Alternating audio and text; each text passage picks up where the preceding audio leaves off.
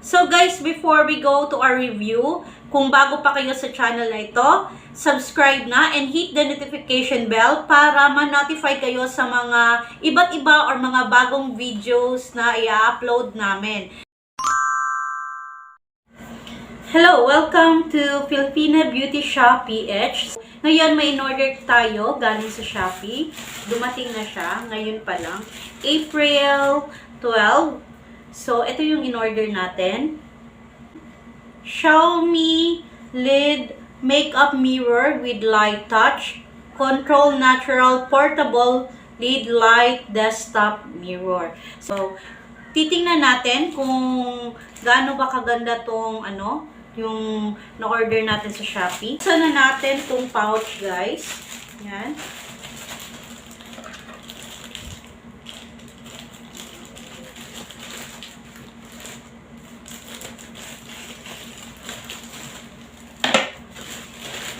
Good packaging naman. Naka-bubble wrap siya. Maganda yung pagka-packaging niya. Safe na safe yung yung product na binili natin.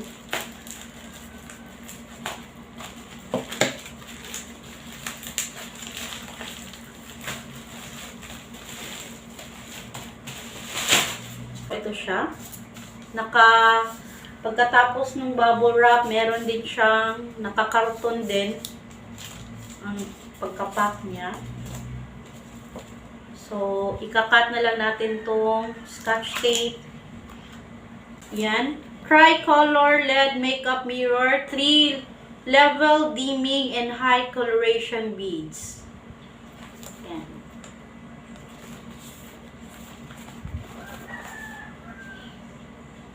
Here, may nakalagay tricolor at the back sa box. May nakalagay dito, model NB505.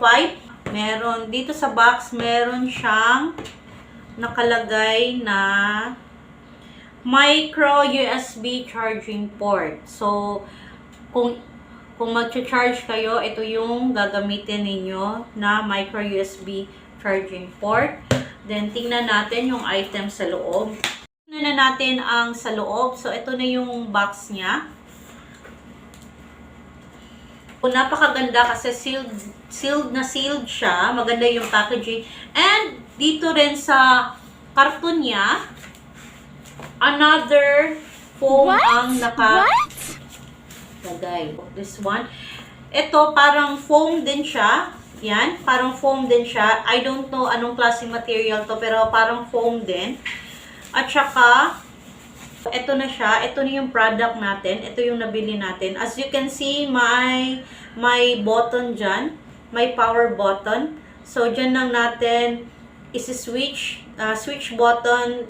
Then, kung ano yung mga color na gusto natin. So, tatlong light color tong lid desktop mirror natin.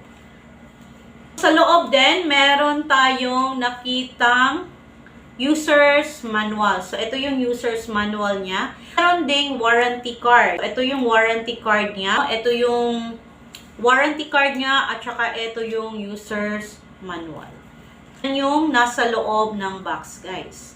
Let's try para sa white light. So, ito yung white light. Yan.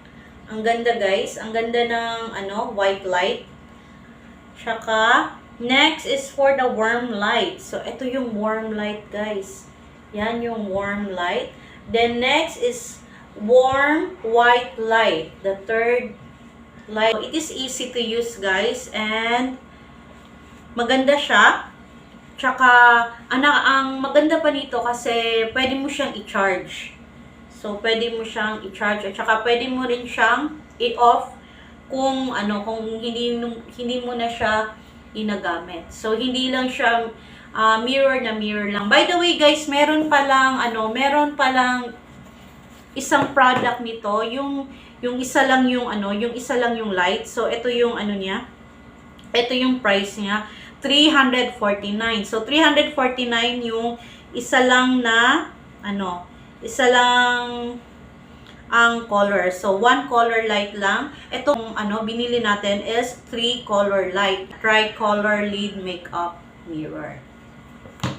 Off na yung light natin, mga ka-beauties. Let's try para mas lalo nating makita yung color ng mirror LED mirror desktop natin. So, ito yung first light niya. Yung white light. Yan. Yan yung white light. Ito yung warm light. So, napakaganda ng light niya, guys. Ito yung warm white light. So, yan yung tricolor ng ating lid makeup desktop mirror. So, yan. I-off na natin. Ngayon, ita-try natin yung brightness toning ng tricolor lighting niya. So, first, ang gagawin natin, long press para makita natin yung brightness toning niya. So, yan. Long press lang natin. As you can see, it brightens more and more as I press the button. Yan. So, nakalagay sa manual na kung first time mo to gagamitin, i-charge mo muna ito ng 5.5 hours. Yan. Kung first time charging mo, i-charge mo ito ng 5.5 hours or 5.5 hours. Yun yung nakasulat sa manual niya. So, i-off na natin.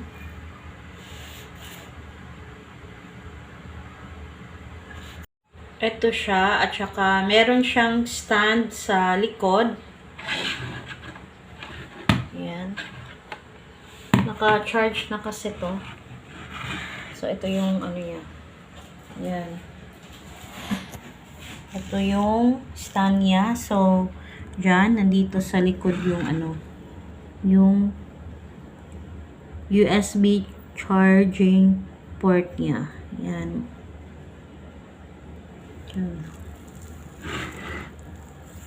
As you can see, meron ditong date for this year. So, bago ito na product na ginawa nila for this year. So, ito yung updated product for this year, guys. So, ipapakita ko sa iyo yung yung date niya. Yan. So, ang nakalagay, January 15, 2021. So, January 15, 2021. I highly recommended this product, guys. This LED mirror. Kasi napakaganda niya. At saka, pwede mo siyang i-charge. Pag nagbe-makeup din tayo, mas more pa natin nakikita yung mga shade or yung pagka-pigmented ng mga colors or ng mga shade ng mga ginagamit natin na product, especially sa shade ng mga eyeshadows na ginagamit natin. Lalagyan ko na rin sa description box dyan para makita ninyo kung ano ang link kung saan ako bumili ng product na to. Just click the link, guys, para ma-direct kayo sa online shop kung saan ko ito nabili.